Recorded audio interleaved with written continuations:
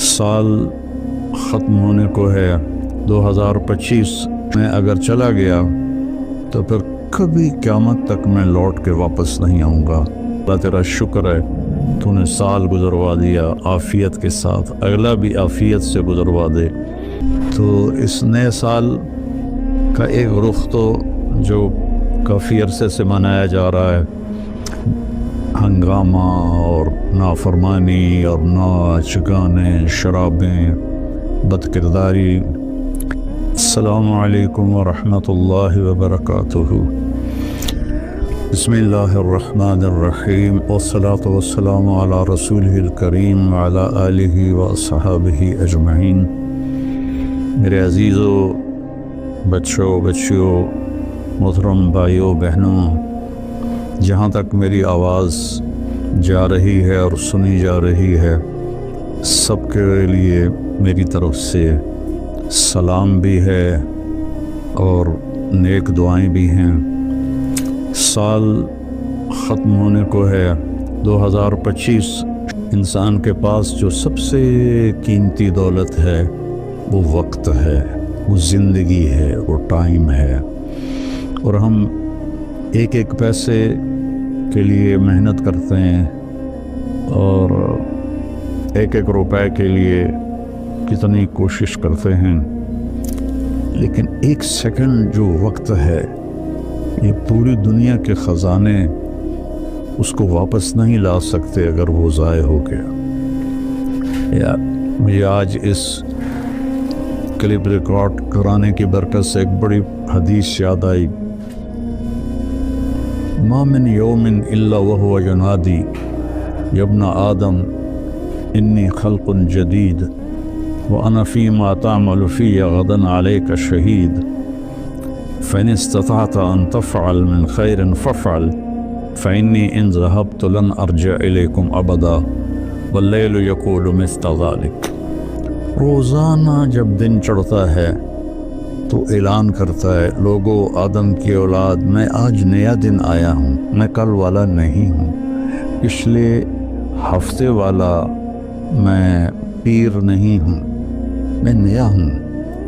سو کوشش کر کے کچھ اپنے لیے اس دن میں اپنی آخرت کے لیے کچھ بھلائی جمع کر لے، چونکہ میں اگر چلا گیا تو پھر کبھی قیامت تک میں لوٹ کے واپس نہیں آؤں گا۔ اور جب رات آتی ہے تو وہ بھی یہی کہتی ہے کہ کچھ کر لو، میں کبھی واپس نہیں آؤں گی۔ اور ہمارے نبی کا فرمان ہے، افلا ترون الی اللیل والنہار یبلیان کل جدید ویقربان کل بعید ویأتیان بکل موعود۔ دن اور رات کی تیز رفتاری پہ تم غور کیوں نہیں کرتے؟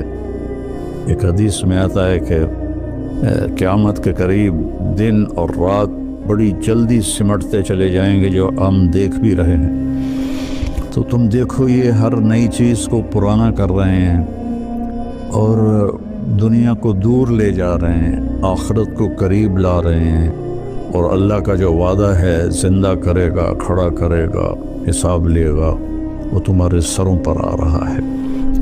تو اس نئے سال کا ایک رخ تو جو کافی عرصے سے منایا جا رہا ہے، ہنگامہ اور نافرمانی اور ناچ گانے شرابیں بد کرداری، یہ تو باہر کا کلچر ہے۔ مسلمان کا کلچر تو یہ ہے کہ یا اللہ تیرا شکر ہے تو نے سال گزروا دیا عافیت کے ساتھ، اگلا بھی عافیت سے گزروا دے۔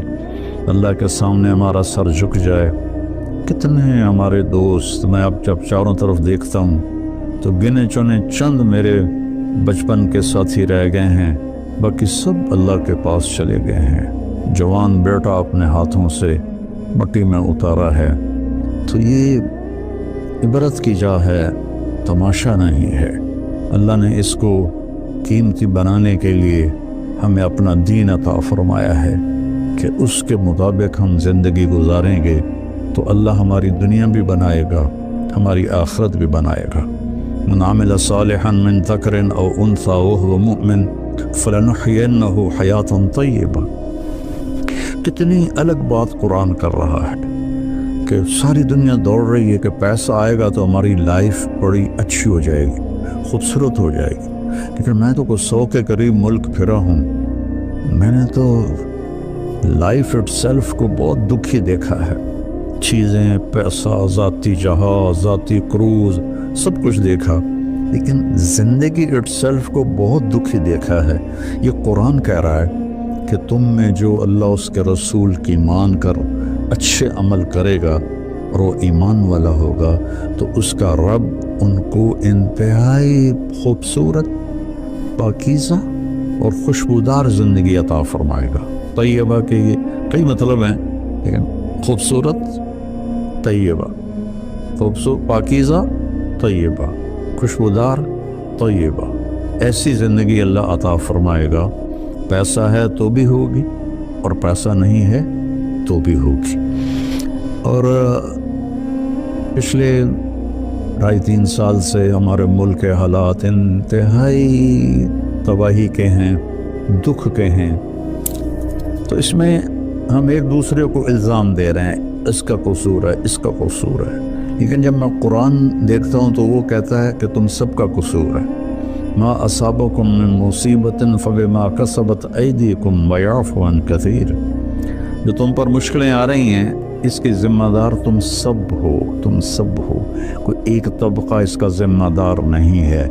ریڑھی والے سے لے کر بادشاہ تک کو اللہ تعالیٰ کہہ رہا ہے، اور جھاڑو دینے والی سے لے کر شہزادی کو اللہ تعالیٰ کہہ رہا ہے کہ تم سب کی وجہ سے اللہ کی طرف سے تم پر حالات آ رہے ہیں، اور ابھی تمہیں بہت سارے تمہاری خطائیں معاف کر دیتا ہوں۔ تو ہم سب کو اگر اپنے ملک کو سنوارنا ہے اور آخرت کو سنوارنا ہے تو ہم اپنی ذات سے شروع کریں کہ میں اپنے اندر سے برائی ختم کروں، جھوٹ کو، بدمعاشی کو، ظلم کو، نافرمانی کو۔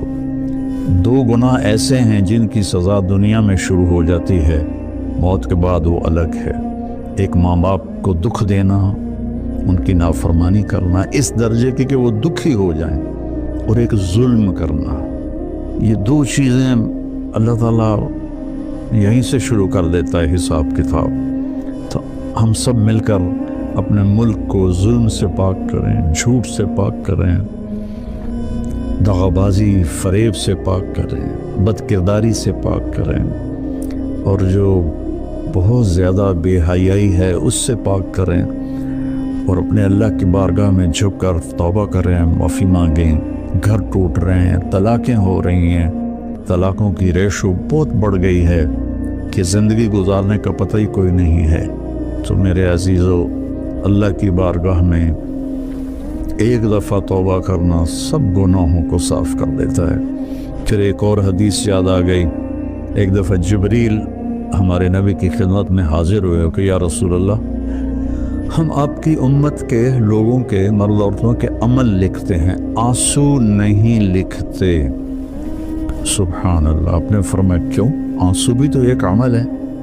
کہا وہ اتنا لمبا چوڑا عمل بن جاتا ہے کہ ندامت کا، شرمندگی کا ایک آنسو جو مکھی کے سر کے برابر آنکھ میں تیر جائے، وہ جہنم کے آگ کے سمندر بجھا دیتا ہے۔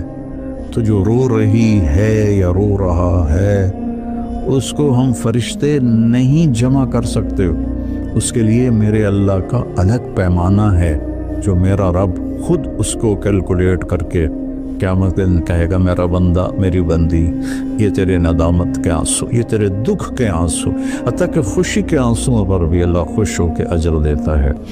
تو ہم اللہ کی بارگاہ میں توبہ کریں اور اس کی بارگاہ میں جھک کر اللہ سے مانگیں کہ یا اللہ، چونکہ زمین آسمان پر بادشاہی تو اللہ کی ہے، یا حکم تو اللہ کا چلتا ہے، ڈنڈے کا نہیں چلتا، اللہ کا چلتا ہے، اور اللہ جب خیر کا ارادہ کرتا ہے تو يَمْسَسْكَ اللَّهُ بِضُرٍّ فَلَا كَاشِفَ لَهُ إِلَّا هُوَ، میں اگر تم پاکستان والوں کو مصیبت میں ڈال دوں یا پوری دنیا کو، تو کوئی ہے کہ اسے کوئی ہٹا کے دکھا دے؟ وَإِن يُصِبْكَ بِخَيْرٍ، اور اگر میں عرشوں سے فیصلہ کر دوں کہ ہاں بھائی پاکستان کو مثالی ملک بنا دو، دنیا کو مثالی دنیا بنا دو فلا راد لفضلہ، تو پھر دنیا کی کوئی طاقت، کوئی اسکیم نہیں ہے کہ جو میرے فضل کو روک سکے۔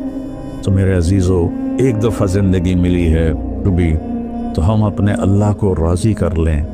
ایک اللہ کو ماننا یہ سب سے بڑی عبادت ہے، لا الہ الا اللہ، کہ اللہ ایک ہے، اس کے سوا کوئی مدد والا، عبادت کے قابل، مدد کے قابل کوئی بھی نہیں ہے سوائے اللہ کے، جو حی قیوم ہے، جس پر موت نہیں آتی، جس پر بڑھاپا نہیں آتا، جو کسی چیز کا محتاج نہیں ہے۔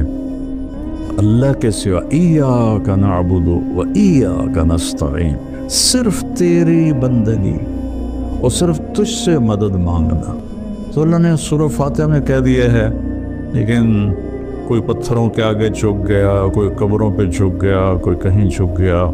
بھائیو، اللہ کے سامنے جھکو۔ وَإِذَا سَأَلْتَ فَاسْأَلِ اللَّهَ وَإِذَا اسْتَعَنْتَ فَاسْتَعِنْ بِاللَّهِ، جب مانگو تو اللہ سے، سوال کرو تو اللہ سے، مدد چاہو تو اللہ سے۔ وہ نحن اقرب الیہ منکم من حبل الورید، ہم تمہاری شاہ رگ سے زیادہ تمہارے قریب ہیں۔ ادعونی استجب لکم، جب پکارو گے میں جواب دوں گا، سنوں گا۔ اور محمد الرسول اللہ، کہ محمد صلی اللہ علیہ وسلم اللہ کے آخری رسول ہیں۔ ہم موسیٰ علیہ السلام پر بھی ایمان لائے ہیں، ہم عیسیٰ علیہ السلام پر بھی ایمان لائے ہیں، اور آخری نبی ہیں محمد مصطفیٰ صلی اللہ علیہ وسلم، ان پر بھی ایمان لائے ہیں۔ جو موسیٰ علیہ السلام کی نبوت کا انکار کرے وہ غیر مسلم ہو جاتا ہے، جو عیسیٰ علیہ السلام کی نبوت کا انکار کرے وہ غیر مسلم ہو جاتا ہے۔ لیکن اسلام کی تکمیل ہے کہ محمد الرسول اللہ، اللہ کے آخری رسول ہیں محمد مصطفیٰ صلی اللہ علیہ وسلم، ان کے بعد کوئی نبی نہیں ہے۔ جو بھی دعویٰ کرے گا وہ غلط دعویٰ کر رہا ہے۔ تو میرے بچوں، میرے بیٹیوں، میرے بیٹوں، میرے بھائیوں، میری بہنوں، ففروا الی اللہ، آئیں ہم سب اللہ کی بارگاہ میں جھکیں اور توبہ کریں، تاکہ ہمارا یہ نیا سال عافیت کا ہو، سلامتی کا ہو۔ اگر جانے کا فیصلہ اللہ کی طرف سے ہے تو ایمان پر ہو، سلامتی کے ساتھ ہو۔ اگر زندگی ہے تو وہ بھی صحت سلامتی کے ساتھ ہو، اور اللہ ہمارے ملک میں محبتیں پیدا فرمائے، نفرتوں کو ختم فرمائے۔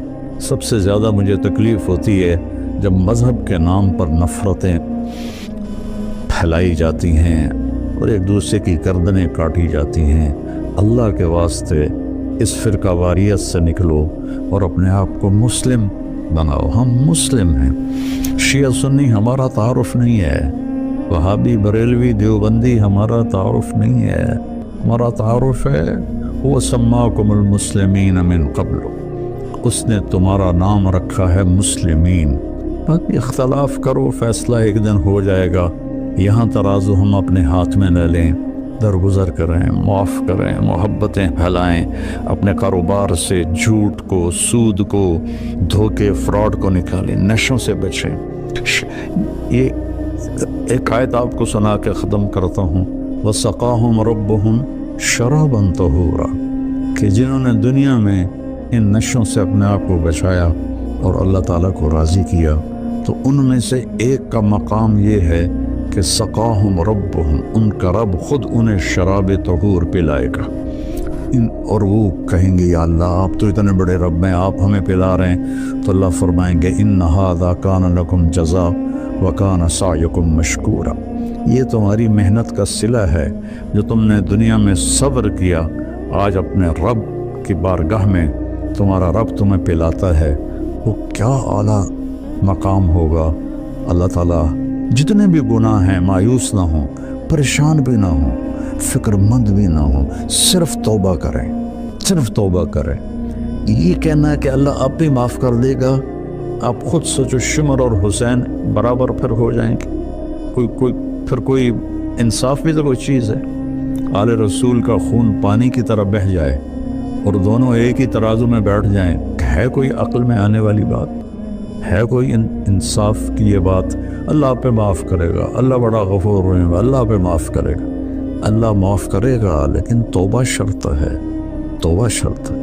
میرے نبی کی نسل نے اپنی جان کا نذرانہ دیا، یہ بتانے کے لیے کہ جنت ایسی سستی نہیں ہے۔ اللہ کو راضی کرنے کے لیے جان کے سودے کرنے پڑیں تو کر دو، اولاد کے سودے کرنے پڑیں تو کر دو، لیکن وہ ناراض نہ ہو، اس کا حبیب ناراض نہ ہو۔ مہربان ہے، میں ایک لفظ بولوں یا اللہ مجھے معاف کر دے، میرے ہزاروں سال کے گناہ اللہ ایک لمحے میں کہتا جا میرا بندہ معاف کیا، پلٹ کے پوچھتا بھی نہیں کہ دوبارہ تو نہیں کرو گے، پھر ہو جائے تو پھر توبہ کر لو، پھر توبہ کر لو، پھر توبہ کر لو۔ اللہ غفور رحیم ہے۔ آؤ بھائی ہم سب اہل وطن اور سارے مسلمان اللہ اور اس کے رسول کی طرف لوٹیں تاکہ ہماری دنیا بھی بنے اور آخرت بھی۔